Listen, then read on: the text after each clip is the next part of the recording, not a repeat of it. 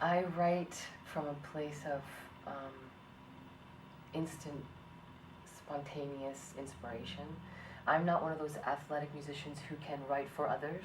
I've met them and it's an amazing skill. I get hit by it. Sometimes I have to pull over because it's because I don't want to forget it, and then it's overwhelming at times. I'll phone myself, phone my machine or something like that.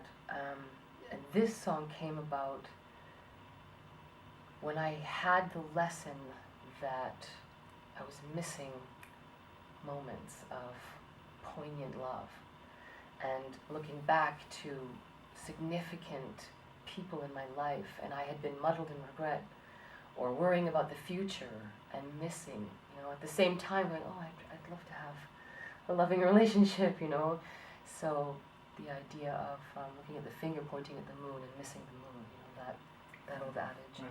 So that's what this song is about, as well as the honoring of, or the promise that I won't do it again. I won't miss it again. Is that how most of your songs, like you'd just be, driving or something, and a line will pop in your head? Yeah. Or do you actually just sit down, like, with a plan to write something?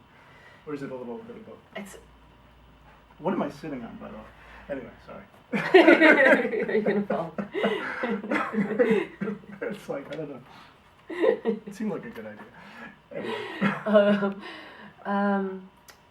It is a little bit of both, mostly because the first impulse comes in a flash, and then I do go back and edit often.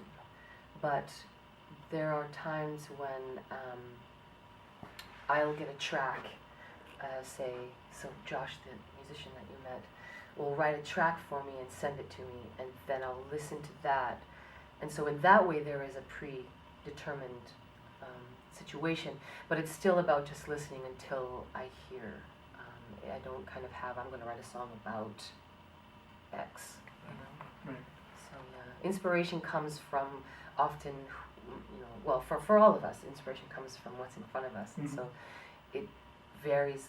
A jazz musician will inspire me in a very different way than a spoken word or an electronic musician. Right. Talk to me about the album that's coming out January, right? Am I right?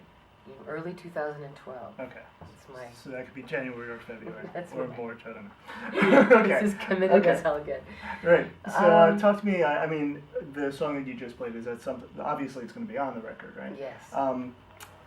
Are all the songs kind of in that vein, or are they kind of, all different things? Because I'm getting like a bunch of different genres with you, like you can't kind of pinpoint you in one area. Yeah. Which is a good thing, Yeah. seriously. Unless you need a box for me, then it's a good thing. Some people like the box, they live in the box, I know we do well in boxes. I confuse people, and that's okay. But the record is a chapter in my kind of epic love story. It's a picture of all the different faces of love that were flowing through me in a particular chunk of lessons. So it's the longing and lamenting, the craving, desiring, the hoping, the wishing, the regretting, the remembering. It's that, the ouchy moments, the moments of passion, the other side of passion, right, the yin and yang of it. And I wanted to create a situation where I was, if I'm more authentic to my experience, then the more I will touch yours. And then we perpetuate a conversation together that's real. And it's easier, I think, for us to celebrate the good stuff. It's a boy, or I got an A, I got the new job. But when it's painful, we tend to do the, how are you? Fine, thanks, how are you? Right. Which, so I was hoping that if I avoided that, because I must, when I'm writing, it's how I see myself. And I thought maybe, it's a place where I'm less alone, when I'm in that almost devotional place of writing music or writing a poem or a story, that connection to my clan, my community. I'm hoping that I can be there for you when you need that moment, if only for a second. We were talking about labels and stuff and boxes. How how is it coming up with, I ask this of a lot of people, album titles. Mm. And song titles are a little bit easier because, if you're singing something repeatedly or it's in the chorus or something, it's, okay, that's the name of the title. Right.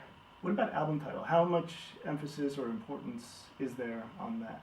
Because it's kind of hard to make art and then say, okay, I'm going to call it this. Yeah, which is why my album is called Mira, Mm-hmm. because it's true. It's, Mm-hmm.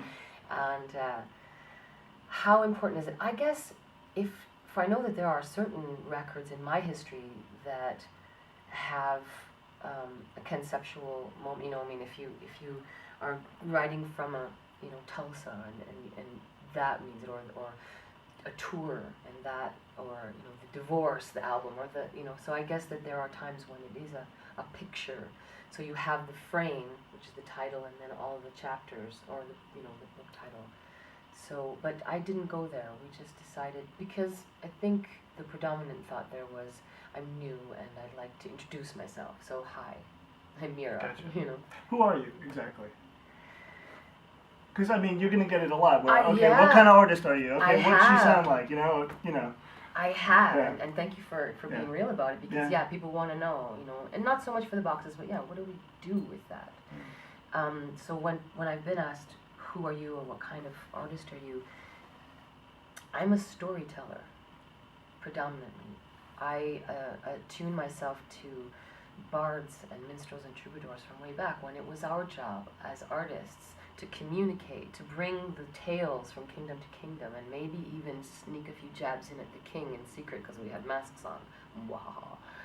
So, and each of us, if we are doing our work, find that which is our message. And obviously that will evolve as we evolve. So yeah, I'm a storyteller.